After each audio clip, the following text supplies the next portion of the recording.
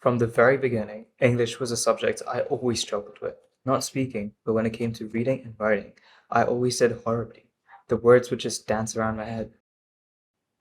My English scores, they always hovered around 45 to 50%, meaning I always did terribly in my exams. As I started growing older, I noticed that my friends started developing shared interests in books like Harry Potter or the Percy Jackson, and I often remained silent during their conversations because I never really understood the fascination of reading so much. In basic terms, my hatred towards studying English and doing all the assignments increased, but my grades decreased just as much.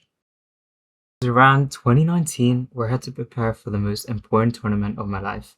It was the African Continental Chess Championship, where I was representing Kenya and had to train for around 9 hours a day. Part of my training required me to complete this massive 500-page book called The Woodpecker Method, all about strategizing and mastering the art of tactics and to think ahead, like 15 to 20 moves ahead. And I had to finish it in under 15 days. That was insane. As you can imagine, I was going absolutely insane.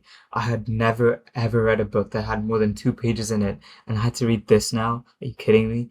So I even asked my mom as a joke, "Hey mom, am I dyslexic?" And she looked at me and she started laughing because she knew how much I struggled. At this point, I just got so frustrated because I had to finish the book in under 2 weeks for the tournament, and I hadn't done anything.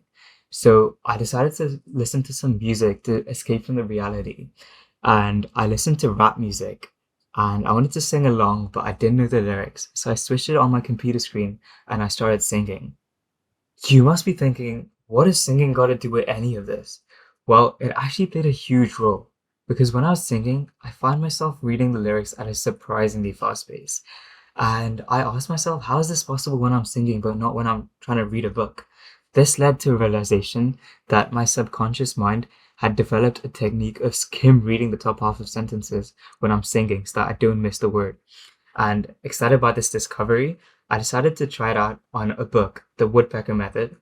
And while I was able to read quickly, I found that the information was still not being absorbed. So I tried a different approach. I reread the text at a slower pace while visualizing the content in my mind. This method allowed me to remember what I was reading while also read it at a surprisingly fast pace. And although with this newfound technique, I couldn't finish the entire book, I did manage to read around 350 pages, which was a lot. And I guess it kind of helped me because ultimately I ended up winning the championship. After this, my struggles with English slowly started to fade away. I finally discovered my own effective reading technique. Skim reading the text to make a rough idea of what it is about, and then rereading the text again at a slower pace while visualizing the information, which led to a significant improvement in my English grades, jumping to around 80 to 85%. As I reflect on my journey with English and how it has shaped me as a writer today, I realize that the techniques I developed to overcome my struggles with reading and retaining knowledge have had a significant impact on my approach to writing. Just as I learned how to visualize the content while reading slowly, I now apply a similar method to my writing process. Before putting my pen to paper, I take a second or two to visualize the structure and flow of how my essay would be, ensuring that my ideas are organized logically and effectively. This helps me stay more focused and ensures that my writing can communicate my thoughts more clearly to the reader. My literacy event has not only given me practical skills for reading and writing, but has also provided a mindset of continuous improvement and adaptability, something which I clearly lacked before English because I always wanted to give up on my English and reading.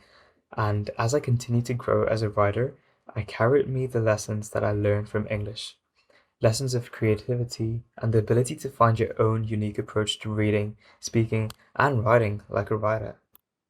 Thank you for listening to my short narrative, and I hope you're able to find your own unique solution to a problem you're facing.